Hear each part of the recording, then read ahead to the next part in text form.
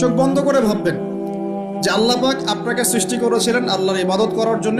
দুই, আল্লাহ পাক আপনাকে সৃষ্টি করেছিলেন যাতে করে আল্লাহর দিনটাকে আপনি আল্লাহর জমিনে প্রচার করেন, প্রসার করেন, প্রতিষ্ঠা লাভ করেন। এই দুইটা আপনার কাজ ছিল।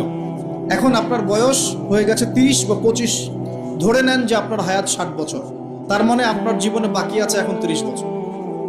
এই যে 30 বছর আপনি নষ্ট করেছেন বা চলে গেছে, চোখ বন্ধ করে চিন্তা করবেন এই 30 বছরে কত ওয়াক্ত নামাজ পড়েছেন, কতদিন রোজা রেখেছেন, এই 30 বছরে 30টা আয়াত আপনি পড়েছেন কিনা, এই 30 বছরে 30টা সূরা আপনি শিখেছেন কিনা, 30 বছরে আপনি 30টা ইসলামিক বই পড়েছেন কিনা, আপনি নবীর 30টা হাদিস পড়েছেন কিনা, 30 দিন জামাতের সাথে নামাজ পড়েছেন কিনা, 30 দিন দিনের দাওয়াত দিয়েছেন কিনা, 30টা দিন দান সদকা করেছেন কিনা।